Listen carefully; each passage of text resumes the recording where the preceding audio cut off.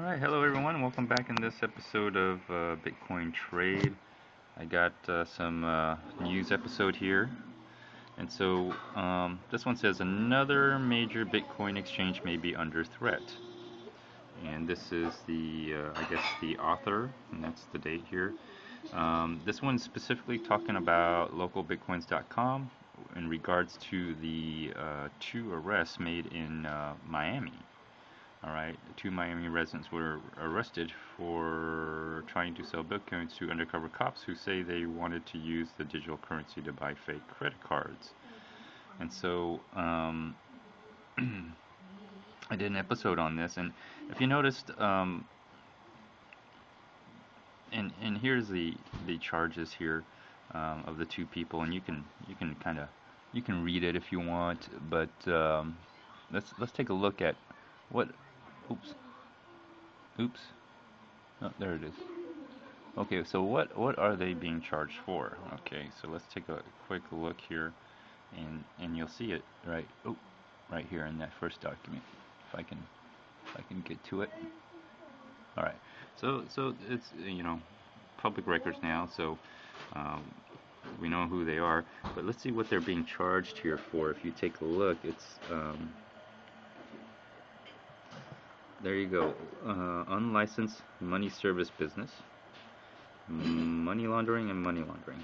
So, and now if you've seen my episode, you'll notice in Florida, they have a very, very regulated monetary policy over there. And the reason is for several things. First of all, they have a serious drug trade over there. Like I said, when I was growing up as a probably teenager or a young teenager or a young preteen, I thought Florida was nothing but a drug haven for criminals because of Miami Vice. And it was kind of weird. And later on, I saw some documentaries regarding Florida and drug trafficking. And I mean, it got so bad to the point where even the police were doing cocaine. I mean, it got so bad that they're trying to fight crime, and they're trying to find people who never did cocaine in the past 3 years. They couldn't find enough people. Then they said, well, okay, let's do. Did you do cocaine in the past 5 years? And they still couldn't find enough people. I think eventually they just abandoned the whole idea, and they just said, well, are you doing cocaine? Are you doing any drugs right now? And if they pass the drug test now, they could become a law enforcement. So, I mean, anyways, so Florida has a big history with illegal trade, illegal activity. So they already got a tight hold on this. It doesn't mean you can't buy and sell Bitcoins. You just have to be a licensed money service business. Okay, so there you go. I think you can still operate a Bitcoin business.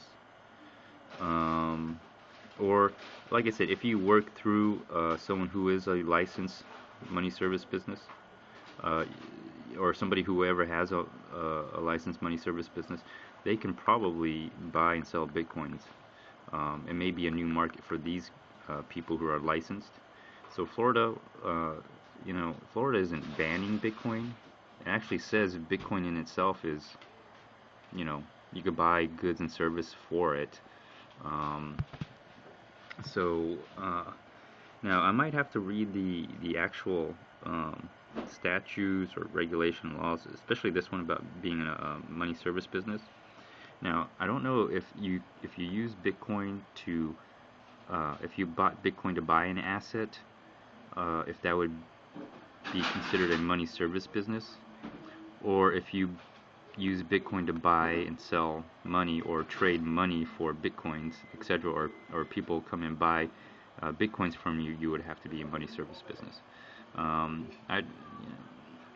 don't know. I guess you would have to check it out. So I know what it is. It's anybody. I think if I remember, it's anybody who engages in either buying and selling of currency or a payment instrument. I'll have to take a look at it. But I was wondering if you can use Bitcoin to buy like a house in Florida. or you can use Bitcoin to buy a service or goods in Florida. If I was a trader, and if I ever did wanted to do business in Florida, I probably wouldn't sell Bitcoins, but it doesn't stop me from buying assets or commodities or something. I'm wondering that because in the um, if you look at this, obviously they're not saying Bitcoin is money or is currency, but I think they're trying to say Bitcoin is a payment instrument. So a payment instrument of it in it of itself is not uh, illegal in any way, or I mean, you may not even have to be a licensed money service business. Maybe not. I don't know. Yeah, I would take a look at that, but the reason why is because in Florida, anybody, anything over 300 and under 20, and they even wrote this in 300 over 24,000, yeah, and then there's another one for 20,000 to 100,000. I'm assuming this is the most severe, and then the least severe looks like of the punishment or crime that's been violated or something like that. So Florida, it's there. But if you notice, if you read through this, basically they were, well, for the most part, laundering money. And how do they launder money? Well, remember, money laundering is you're committing an act of crime and trying to profit from that crime. So in this particular case, there were some undercover agents or Secret Service agent. Whether that's their last name or not, or their real names, I'm not sure. But we'll just say Secret Service agents. So they were a part of the Secret Service, and ironically, I don't know how true this is, but one of the agents, Secret Service agent's name is Ponzi. I really doubt that's their real name. If it is, it's quite comical that a Secret Service agent last name would be Ponzi. I don't know. You take a look at it. It's here's the website. I'll scroll up here since you've seen this. Let me see where. Okay, so there's a website here. What is it? Business Insider, localbitcoins.com, targeted by Feds, blah blah blah. So it's Business Insider. There's the author, and there you go. And go ahead. The public documents. This is one other person, and then there's a whole thing of it explains right here in the I believe this is the affidavit of what happened. And so everything, put it this way, everything that they did here, the two people that are arrested for money laundering or not licensing a money, what is it, money service business,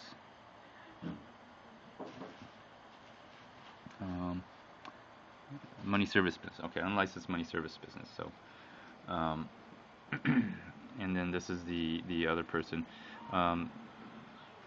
Here's the thing, the both thing that they have in common was they were willful blindness, willfully turning a blind eye to a criminal activity and facilitating that criminal activity through basically transacting with someone who was going to commit a criminal activity.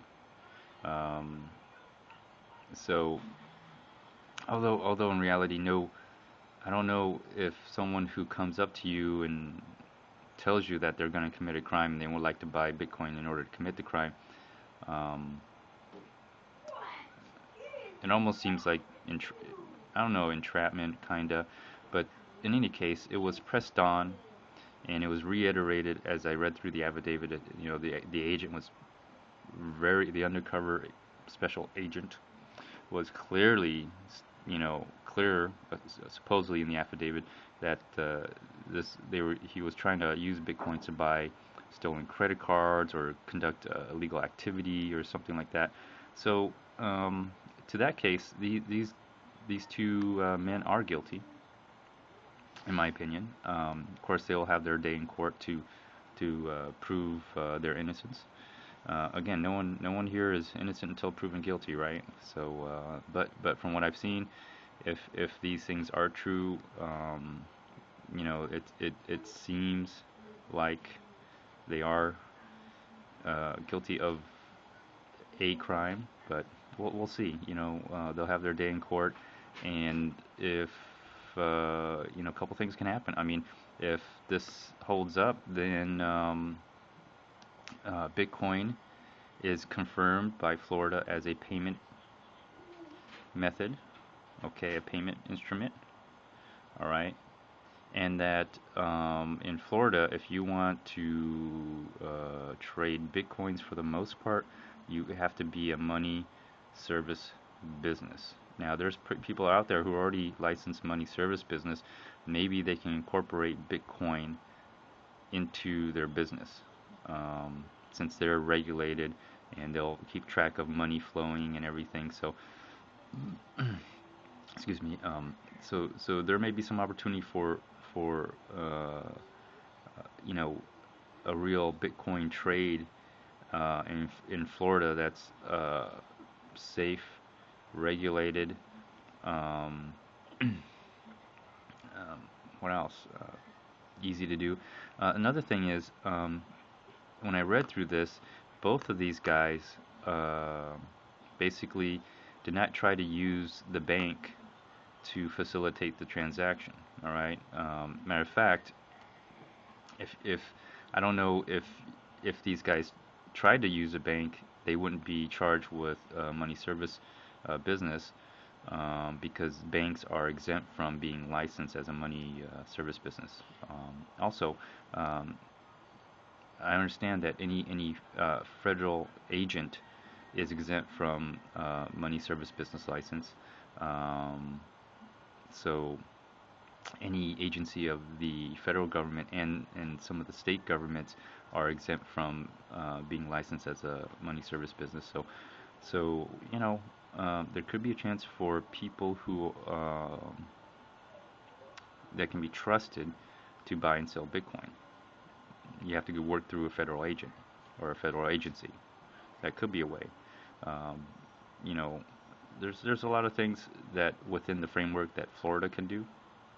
So, anyways, this is a little interesting, and I read through the case, and I read through the affidavit, and it seems pretty clear that the two things that these guys had in common was they knew that the the person they were selling to um, was going to engage in a criminal activity. All right, so they willfully turned a blind eye, which is money laundering. Okay.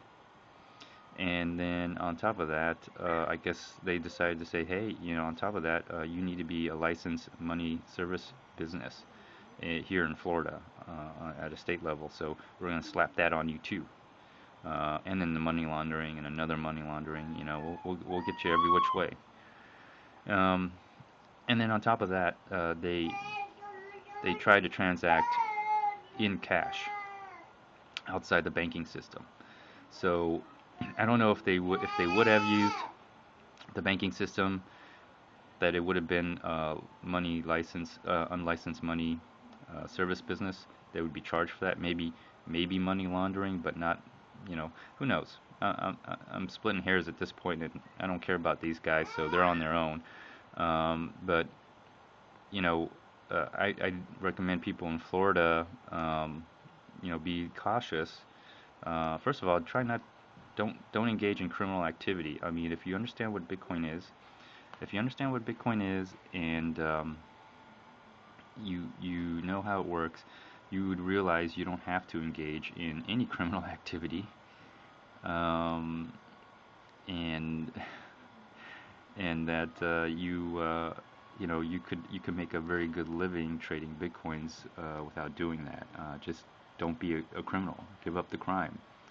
I don't understand criminals. But maybe I don't know. Maybe they should just read the news once in a while, understand the laws, hit the law books, something. I don't know. But there you go. So I want to share that there, and I don't know how this is gonna, you know, another major Bitcoin exchange may be under threat. They're talking specifically about localbitcoins.com, but I don't know, I think in Florida to advertise buying and selling of a payment instrument for another currency, which mainly is US dollar, you have to be a money service provider. So don't know how that's going to affect everywhere else. I mean, you got one end, Washington State, declaring Bitcoin as money, and then you got Florida, which has a very more stringent state laws on money, on transportation, exchanging of money for payment instrument, payment method, or whatever. So, but I can understand why Florida would be hard on it. They got a lot of stuff going on in Florida. By the way, you can gamble in Florida. There's a few casinos in Florida. What else they got? They got all the drug problems in Florida. They have what else do they have in Florida? They have gambling in Florida.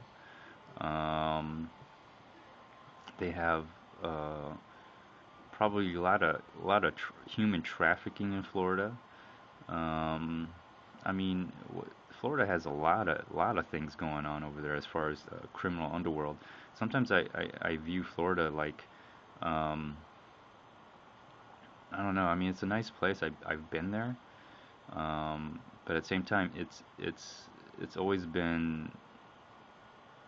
I've always considered Florida like a drug haven or a drug destination, especially back in the 80s and the late 90s, or I'm sorry, 80s and the late 90s. So they've already probably have got a grip on what's going out there, and I have to say, good for them for going after the criminals. I really believe Bitcoin is not for criminals, and it should never be for criminals. I would recommend criminals to go back to US dollar if they're going to do that, which I think I mentioned in my previous episodes, the whole shadow banking system, which allows to facilitate the money transaction for criminals right now. If you don't think this stuff already existed before Bitcoin, you're foolish. This stuff already existed before Bitcoin. If it existed with the US dollar, or if it existed with fiat currency today, it will exist with Bitcoin. But unfortunately, I think a lot of people don't understand what Bitcoin is and how it works, and they also don't understand the current legal system. So unfortunately, we're going to learn at these two guys' expense. So that's an update there. But I want to make a note that basically the way they were caught, okay, was they were facilitating a crime. Okay, they willfully turn a blind eye and facilitate a crime through a financial instrument. So that's, if you haven't gotten it by now, I made several episodes. I did an episode on money laundering. I did an episode on willfully turning a blind eye to money laundering. Remember, money laundering is profiting from a crime or trying to hide the source of your gains because of a crime. Again, just stop committing the crime, and you'll be able to realize the profits in a legal way. So don't understand. But anyways, let's go on to the next thing here. Okay, so this is in Australia, okay, and it looks like since it's, tax, 2014 or 2013 is over, so it's time to file your taxes. And I kind of already did an episode on this about maybe how you would tax or whatever, or how you would deal with it. They're taking, this is Australia now. They're taking steps to make sure that the investors, or people who trade in Bitcoin are properly, well, let's put it this way. I think this says it all. Um, they want to crack down on undisclosed capital gains and GST at tax time this year. GST, I don't know what it stands for. Maybe it means something else. Whatever. I think they're talking about, the way I read it, I think GST is some kind of like, I would say like a VAT tax. Well, basically, when they want to use their Bitcoin as money, okay, which I don't understand. So you take your Bitcoin, and then how you gonna do that? You're gonna say, hey, okay, I'm gonna tax myself for using this as money, and then I'm gonna pay my sales tax, or they talk about that, and then they talk about, well, maybe, how are the business who are receiving the Bitcoin, how are they gonna be taxed? And I kind of talked about it briefly. It's I just recommend to, I don't know if they're listening, but I guess it's worth just saying to the Australian tax authorities that if you allow the spending of Bitcoins, for an investment purpose, if you spend some Bitcoins to buy an investment, I mean, those tax liabilities can just be transferred until someone realizes it in your Aussie dollar, I guess. But if someone's buying Bitcoins to use as money to be spent on, groceries, gas, that kind of stuff, I would say, make it tax-free. That's the only way you're going to get these guys to spend it. That's the only way you're going to get a stimulation in the economy. This money is going to the people who need it the most, the merchants, the businesses who hire people, and the result is basically you're going to have a bigger tax base, because the more people are working, the employers will be taking those taxes out of their paychecks to basically send to the government, right, to pay their taxes. So you would increase your tax base and generate more tax revenue if you did that, in my opinion. Okay, but but you're right about this undisclosed capital gains. Like, how would you deal with that? In the end, you have to ask yourself, what kind of country did you make for yourself?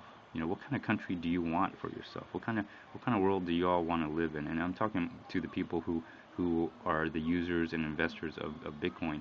Do you want to live in a world where everybody steals from each other and lies to each other?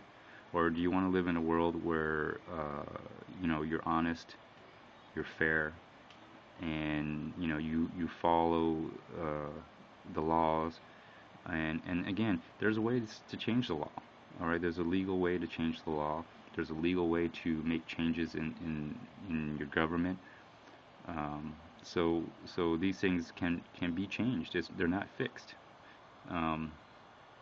So to the people who are the users and investors, I would say, if you want to do this legitimately, and I don't see why you couldn't.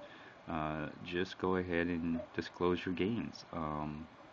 If you're like me, I mean, you really won't have any gains.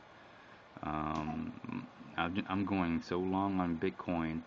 I only use money when no one's accepting Bitcoin. I have to use money. I mean, it's one of those situations where, do you take Bitcoins? No.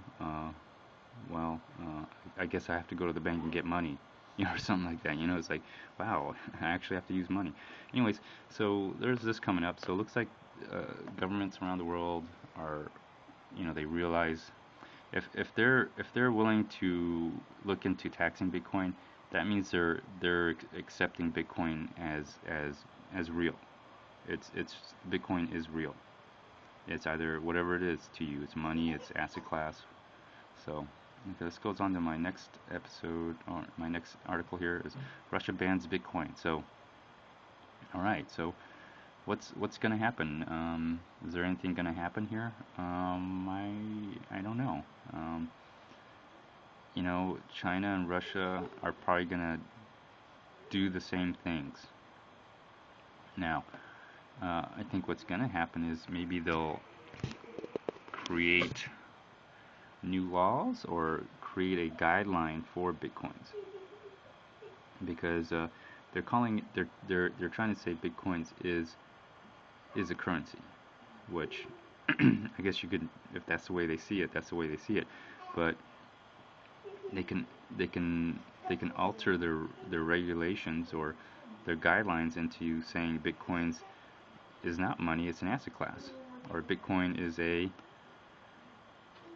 payment method, or whatever. But Russia in particular has chosen to say Bitcoin is a currency,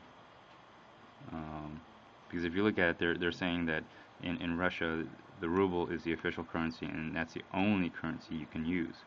Anything else is banned. So Russia is saying Bitcoin is a currency. Kind of interesting. And they're going to ban it, just like China pretty much did. So Russia and China will probably be, they're like this. They're buddies, So you're probably going to see similar stance, and anybody who's aligned with Russia and China will probably take similar stance.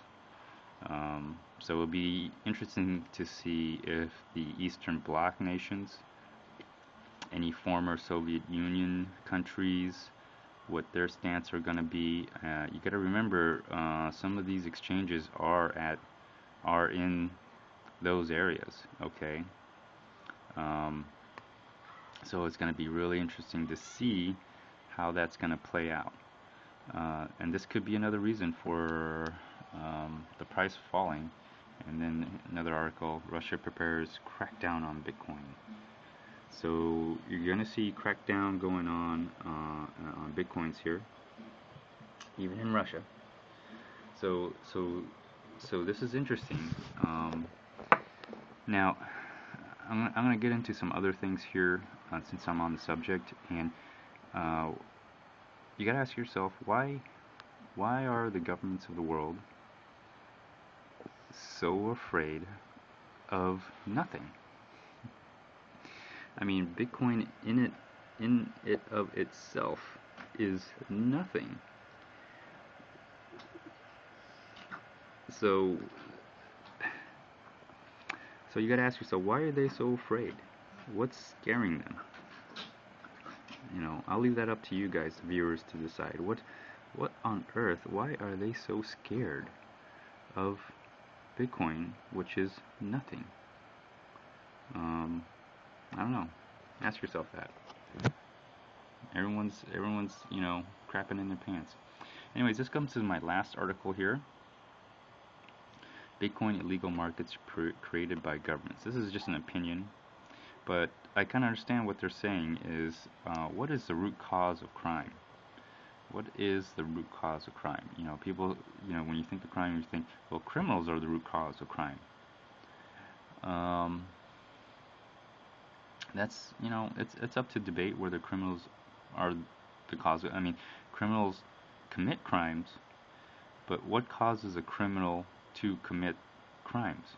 What are the root causes? And so a lot of it is, this particular article here talks about, Russia in particular banning Bitcoin, Russia's saying it's involved in criminal organized crime, funding terrorists, all that good stuff. Just like everybody else says, funding crime, money laundering, criminal activity, buying drugs, all that. Um, but they never address the root cause of crime. All right, why are people selling drugs? Um, well, I would assume they want to make money. Why are people? Well, the fact that they committed crime automatically goes into money laundering, right? Any profits made from a criminal act, or trying to conceal the source of the money through a criminal act, is money laundering. So that in itself go hand in hand. Then they say funding terrorism. Okay, um, I don't know one damn terrorist that accepts Bitcoin. Okay, I don't know any terrorist that accepts Bitcoin as payment. As a matter of fact, if you gave Bitcoin to a terrorist, I don't know what exactly he would do. Um, Although I did mention in my previous episode the whole doomsday, you might want to go back and take a look at that episode where I mentioned Bitcoin. Can it be used as a financial weapon? Um, so that is a question, and remember, if it if this concept exists in Bitcoin now, if you can conceive that Bitcoin can be a financial weapon, you remember, where does the value of Bitcoin come from? Fiat currencies. So you have to assume that using currency as a financial weapon against other nations, other countries, already exist. You don't need Bitcoin to do that. Some nations are already doing it right now. All right. So what my point was in that particular episode was, uh, you know, Bitcoin's independent. It doesn't have an initiative. Uh, People who are volunteering by free will are choosing to use Bitcoin. Well, they can choose to use it as a financial weapon, is what I'm saying, or they can use it to stabilize a nation financially. So, but the terrorism thing comes up. I don't know one terrorist that wants a Bitcoin. Um, I don't. I haven't met one yet. Um, so, but but uh, people use it to. The whole terrorism thing is used quite often to justify whatever they're doing. That's my point. So this is the article, and it kind of addresses the whole Russian thing and all that, but it kind of makes you ask yourself, what is the root cause of crime? What makes people commit crimes? Well, I'll ask yourself that. Uh, if you ask me, I think it's what makes people commit crimes is basically, uh, I think a lot of times they're driven to that point where they see no other way of making a living than through an illegal activity. Um, and I think a lot of it has to do with the fiat currency, in my opinion.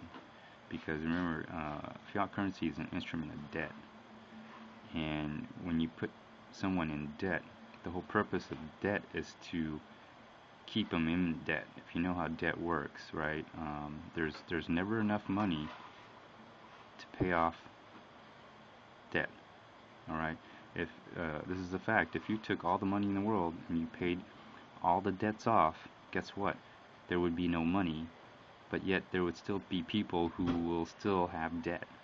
And since all the money was, paid back, there's no money in the world. Uh, where are those other people who are going to be left with debt? What are they going to do to pay off their debts? There's no money in the world. Okay, so this article brings up a very interesting question. Uh, you know, Bitcoin illegal markets created by governments, government question mark, and they're asking a question. So anyways, let's just check the chart real quick, and I ran this a little too long, but oh wow, look at that, huh? Looks like Mt. Gox is almost par with Bitstamp. See, look at that, almost par with Bitstamp. So what's going on here? What's going on? Let's take a quick look. This is a 15-minute chart. Okay, well, anyways, you guys have to deal with it. So this is a 15-minute chart, and as you can see here, I drew a simple line, the low point, and then it broke out of this channel, this line. So it broke out of the line, came back up here along one of the original supporting lines, and then it came down and went up, and then, you know, and when I saw this, there was pretty strong, there was a lot of buying and selling going on at this particular, let me see if I can get that over, along this particular, right here, right, this, I'm on it right now, this particular time frame, this 15-minute period. I mean, a lot of buying, a lot of selling, but mostly a lot of buying. And I was like, wow, it's, you know, I guess all the sellers, anybody who sold off before, they have no more Bitcoins to sell. They only have US dollars in their account, okay? So if they wanted to sell Bitcoins, they're gonna have to load, fund their account with Bitcoins, but not knowing whether you know, they can withdraw them. I mean, I doubt anybody's doing that, and I doubt anybody's moving money into Mt. Gox, knowing that they may not be able to withdraw money. So where's all this price action coming from? Well, everyone sold their Bitcoins. Now they have all this money. What are you gonna do? Well, if you're stuck, if it's gonna go bankrupt, well, go ahead, go crazy on the trade, buy the Bitcoins, buy them all right now. Because if Mt. Gox survives, man, the price is just gonna go right up. So, anyways, I don't have time for full chart analysis. All I say is I drew this line from here to here, and then when it came back down, it bounced on the support and it's going up. So we've broken out of this channel, and possible channel going up now, possible. Okay, so I'll back up real quick to let you guys see. And again, this is Mt. Gox, so if any of you guys don't even trade here, you probably don't care, but you'll know that this will make a difference on the other exchanges as well. Let me see, let's just do 12-hour. Well, you can't really see. 4-hour? Alright. So this is the line, it's broken out, so there could be a chance. So this is one support line, so this was another low support.